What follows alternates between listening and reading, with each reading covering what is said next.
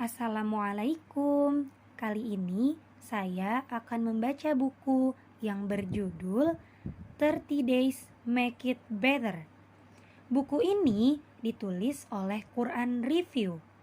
Teman-teman bisa cek Instagramnya @quranreview. Di dalam buku ini berisi tentang 30 review ayat yang masing-masing reviewnya diambil dari masing-masing juz di dalam Al-Quran, yaitu 30 juz. Sesuai dengan tagline Quran Review, yaitu Quran is millennialable dan juga stay humble and stay close with Quran. Buku ini ditulis dengan bahasa yang ringan dan juga sangat cocok untuk dibaca oleh para milenial zaman sekarang. Langsung saja saya lanjutkan pembahasannya di pembahasan pertama. Review ayat yang pertama yaitu ayat 6 dari Quran Surat Al-Fatihah yang berbunyi Ihdinas siratal mustaqim. Artinya, tunjukilah kami jalan yang lurus. Ada yang menarik banget di awal juz 1 ini, tepatnya di surat Al-Fatihah. Satu surat yang Allah komentar langsung tentang surat ini. Iya, dari 114 surat, saking kerennya surat ini, Allah ngasih komentar tentangnya, yaitu dalam Quran surat Al-Hijr ayat 87 yang artinya, dan sesungguhnya kami telah berikan kepadamu 7 ayat yang dibaca berulang-ulang dan Al-Quran yang agung. Dahsyat. Kalau membaca buku tafsir mana saja, entahlah kenapa bagian surat ini yang selalu memakan halaman paling banyak. Para ahli tafsir seolah-olah tidak ada habisnya untuk membahas surat ini. Pada surat ini ada ayat yang berbunyi, tunjukilah kami jalan yang lurus. Anyway, ngapain sih harus meminta petunjuk? Seberapa penting petunjuk itu? Kadang aku juga berpikir tentang itu. Dan jawabannya ternyata penting banget. Setiap waktunya kita membutuhkan petunjuk. Sebab kita selalu dihadapkan oleh berbagai macam pilihan setiap harinya. Bayangin deh, dari bangun tidur, di sana langsung ada pilihan.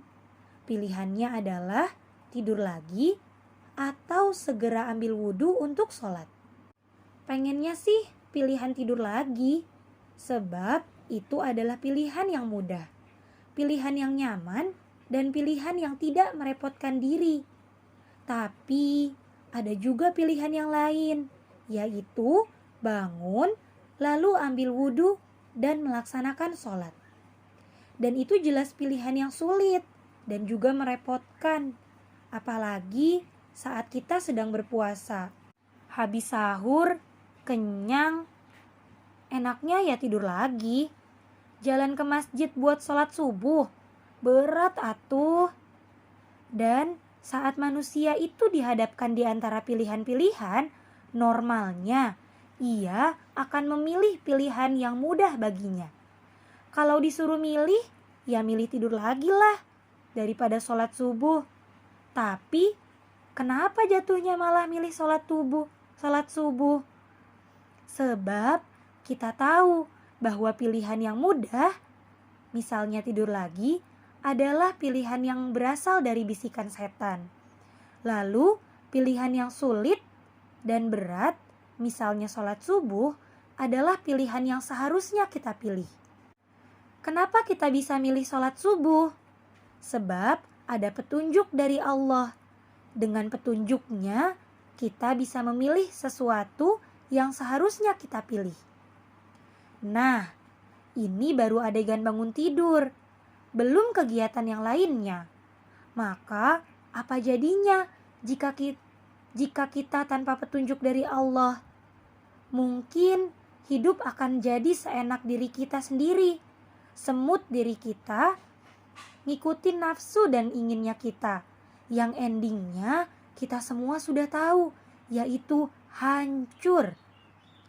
Allah pun bilang dalam Quran surat Al-Qasas ayat 50 yang artinya, dan siapakah yang paling sesat dari orang yang mengikuti hawa nafsunya dengan tanpa petunjuk dari Allah? Sesungguhnya Allah tidak memberikan petunjuk kepada orang-orang yang zalim. Jadi memang fatal banget kalau manusia tanpa petunjuk dari Allah. Lalu menurutku ada yang aneh dari ayat ini.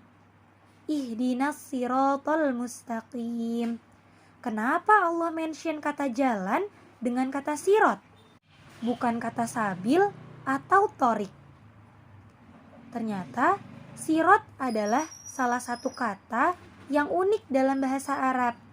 Dia tidak mempunyai versi jamak, seperti halnya sabil yang mempunyai versi jamak yaitu subul. Dan kata sirat juga memiliki makna satu-satunya jalan. Maka untuk mendapatkan ridhonya, menuju surganya, hanya ada satu jalan, yaitu taat kepadanya. Entahlah, ayat ini membuat diri selalu berpikir. Coba bayangkan, tunjukilah kami jalan yang lurus. Kenapa ayat ini membuat diri kita untuk berdoa, request untuk menunjuki sebuah jalan, bukan sebuah destinasi atau tujuan akhir. Misalnya, tunjukilah kami jalan menuju surga. Mungkin seperti itu. Kenapa ya jalan? Kenapa enggak langsung destinasi? Oh, I know. Ternyata tujuan hidup ini adalah sebuah jalan. Seolah Allah ingin melihat kita sudah jalan sampai mana. Bukan hasilnya, tapi proses perjalanan kita itu bagaimana. Allah ingin melihat proses kita, bukan melihat akhir kita. Allah nggak minta kita untuk sampai hingga garis finish.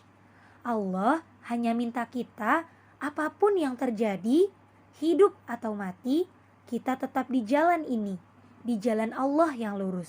Lalu lagi, bayangkan jika tujuannya adalah destinasi, bukan sebuah jalan. Mungkin aku sudah nyerah sebelum berjalan. Ya Allah, kok jauh banget sih tujuannya? Lalu saat ada orang lain yang sudah duluan dan dia posisi lagi di depan, kita akan bilang, "Ya, aku telat deh. Udah deh, dia aja yang maju. Kayaknya aku gak bisa nyusul dia. Aku nyerah. Kayaknya gak bakal sanggup untuk sampai finish." Nah, kita jadi cenderung ngebandingin diri dengan orang lain. Yang gak terkadang lagi, perbandingan itu malah membuat diri kita jadi pesimis. Alhamdulillah, di pembahasan pertama, kita merenungi ayat ini. Dan kita temukan bahwa betapa sayangnya Allah terhadap diri ini. Gak peduli di kilometer berapa posisi kita di jalan ini, selama proses itu masih ada, baik berlari, berjalan, atau merangkak di jalan ini, di jalan yang lurus ini, aku tahu Engkau menilai setiap upayaku, dan itulah caramu menyayangiku. Dari review Quran Surat Al-Fatihah ayat 6 ini, ada beberapa poin yang saya garis bawahi. Yang pertama, yaitu bahwa hidup adalah pilihan. Apakah mau menjadi baik atau menjadi buruk? Mau mengeluh atau bersyukur? Mau berkembang atau gini-gini aja? Dan yang paling besar yaitu apakah mau taat atau berbuat maksiat? Dengan berdoa, bertakwa, dan ikhtiar, 3 hal ini adalah kunci agar kita dapat memilih pilihan yang benar. Selalu berdoa kepada Allah agar diberikan petunjuk. Bertakwa kepadanya, jauhi larangannya, kerjakanlah perintah-perintahnya. dan juga ikhtiar. Ikhtiar melawan nafsu yang ada di diri kita. Ikhtiar melawan bisikan-bisikan setan sehingga kita dapat memilih pilihan yang benar. Insight yang terakhir yaitu tentang istiqomah. Istiqomah itu bukan tentang pernahkah melakukan suatu amalan, tetapi tentang apakah amalan tersebut masih berlangsung hingga sekarang. Nah, misalnya sedekah. Semua orang pasti pernah bersedekah, tetapi apakah sedekah itu masih berlangsung sampai sekarang? Apakah sedekah itu dilakukan secara kontinu hingga sekarang? Nah, itulah 3 insight yang dapat saya sampaikan. Semoga apa yang sudah kami baca ini dapat bermanfaat bagi saya sendiri dan juga bagi yang mendengarkan. Mohon maaf apabila ada kesalahan. Terima kasih sudah melihat video ini. Wassalamualaikum warahmatullahi wabarakatuh.